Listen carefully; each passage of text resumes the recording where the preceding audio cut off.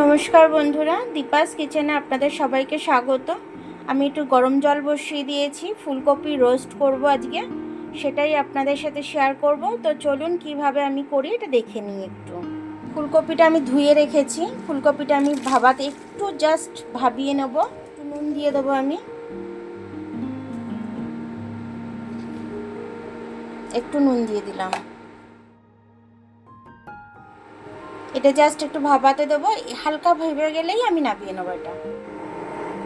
ফুলকপির ঢাকাটা খুলে একটু দেখে নেব ফুলকপিটা কতটা সেদ্ধ হয়েছে।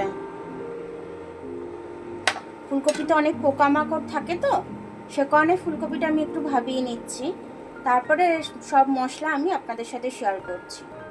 ফুলকপিটা আমার হালকা ভাবানো হয়ে গেছে, এবার আমি এটাকে জল ঝরতে দিয়ে দেবো। এলাচ, দালচিনি, লবঙ্গ একবারে আমি এটাকে ফোড়নে দিয়ে দিলাম, আর একটু জিরে ফোড়নে দিয়ে দিলাম আমি। এই আদাটা আমি একটু বেটে নেব, আর এই লঙ্কাটা পেস্ট করে নেব মিক্সিতে। এটা দিয়ে খুব সুন্দর একটা গন্ধ বেরোবে ভাজতে ভাজতে। তারপরে আমি ওই মশলাটাকে দিয়ে দেবো, কাঁচা লঙ্কা আর আদার পেস্টটা দিয়ে দিলাম আমি। আদার আর এটার গন্ধটা চলে গেলে, কাঁচা গন্ধটা চলে গেলে, তারপরে আমি একটু কাজু আর পোস্তর পেস্ট দিয়ে দেবো। মশলাটা আমার কষা হয়ে গেছে, এবার আমি কাজু আর পোস্ত বেটে রেখেছি, এটা আমি দিয়ে দেবো। কাজু আর পোস্তটা দিয়ে দিচ্ছি। আপনারা চাইলে এটা চালমগজও দিতে পারেন, আমি পরে গ্লাসটা ধুয়ে একটু দিয়ে দেবো জলটা।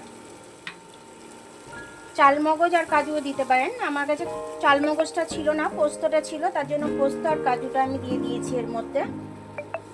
এটার মধ্যে আমি হলুদ দেব না, এরকমই রাখবো।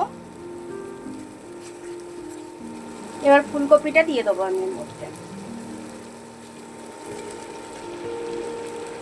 ফুলকপিটা ভাপিয়ে রেখেছিলাম, টক দইয়ের মিশ্রণটা যেটা বানিয়ে রেখেছিলাম আমি, সেটাও দিয়ে দিচ্ছি। বাটিটা ধুয়ে একটু জল দিয়ে দিলাম, ভালো করে আমি এটাকে মিশিয়ে নেবো একটু। এই চামচটা মেপে একটু চিনি দিয়ে দেবো আমি, স্বাদটা ব্যালেন্স করার জন্য। এবার আমি একটু নেড়ে নেবো এটা। এবার চাপা দিয়ে আমি এটা হতে দেব। অল্প করে একটু জল দিয়ে দিচ্ছি আমি, জাস্ট অল্প করে। এটা কিন্তু সম্পূর্ণ নিরামিষ দিনে আপনারা এটা তৈরি করে খেতে পারেন, যাতে ডান্ডিগুলো ডুবে থাকে, ভালো করে সেদ্ধটা হয়। একটু গরম মশলা দিয়ে দিচ্ছি আমি, দিয়ে একটু নেড়ে নেব।